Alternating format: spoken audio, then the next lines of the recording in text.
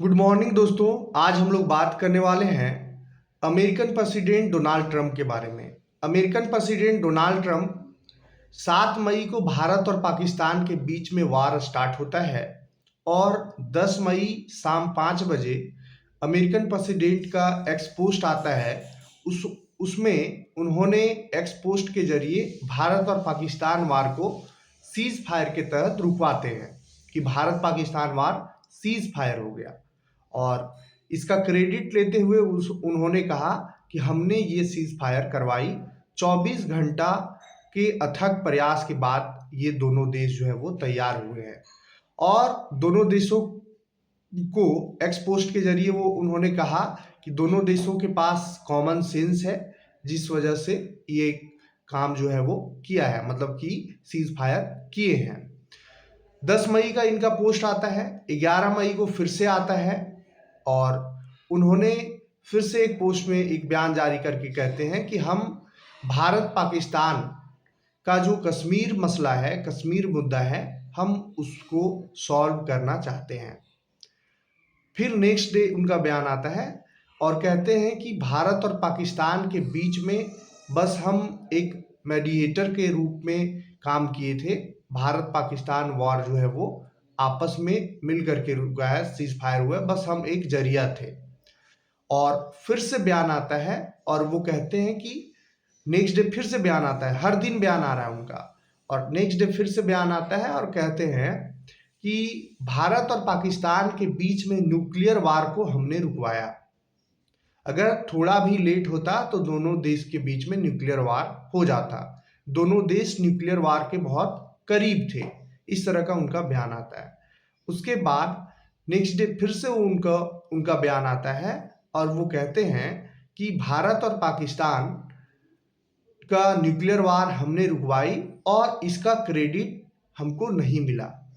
इस तरह से उनका बयान जो है वो बार बार अपना रास्ता बदलते रहा भारत और पाकिस्तान के बीच में। अब उनका यूएई के रास्ता ये दौरा था, यूएई वो आए, वहाँ एक बयान जारी किए और भारत को सबसे ज़्यादा टैरिफ लेने वाला देश बताया कि भारत ही एक वर्ल्ड में ऐसा कंट्री है जो सबसे ज़्यादा टैरिफ वसूलता है पाकिस्तान ये अमेरिका से। उसके बाद भारत के खिलाफ में उनका जो बयान है वो है कि एप्पल के सीईओ को वो सजेशन देते हुए कहे कि एप्पल को भारत में अपना फैक्ट्री नहीं लगाना चाहिए, ये उनका कहना है।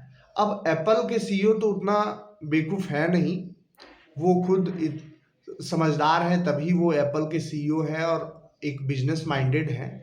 लेकिन अगर देखा जाए कि भारत के कितना फेवर में है पाकिस्तान, ये अमेरिका, भारत को कितना चाहता है अमेरिका, क्या डोनाल्ड ट्रंप भारत को आगे देखना चाहते हैं, ये सवाल इस पे खड़ा होता है। क्योंकि अमेरिका का भारत के खिलाफ ही हर कदम उठ रहा है, चाहे वो बिजनेस के पर्पस हो, चाहे वो आपका पाकिस्तान और इंडिया का वार हो। अब देखिए बिजनेस पर्पस में टैरिफ का वार चला, टैरिफ टैरिफ टैरिफ करने लगे जब से वो प्रेसिडेंट बने। लास्ट में यू टर्न ले लिए, चीन से भी यू टर्न ले लिए, चीन पे 200-250% तक टैरिफ लगा चुके थे, फिर यू टर्न ले लिए चीन से। मतलब वो कहीं भी अपने मसले को सॉल्व नहीं कर पा रहे हैं, हर चीज़ में पीछे हट जा रहे हैं। और बाद में वो इंडिया का लेना स्टार्ट की कि इंडिया जो है वो टैरिफ लगाता है, इंडिया सबसे ज़्यादा टैरिफ लगाने वाला कंट्री है। इस तरह से उनका बयान जारी होता है इंडिया के प्रति। और लास्टली ये भी उनका कहना कि वहाँ फैक्ट्री नहीं लगाना चाहिए, ये शो करता है कि वो भारत के कितने फेवर में है। इस पे आप लोगों का क्या राय है, आप कमेंट के माध्यम से ज़रूर बताएं कि किस तरह से भारत और अमेरिका जो है वो अपना रिश्ता सुधार सकते हैं या भारत को कौन सा कदम उठाना चाहिए। आप कमेंट के माध्यम से ज़रूर बताएं। धन्यवाद।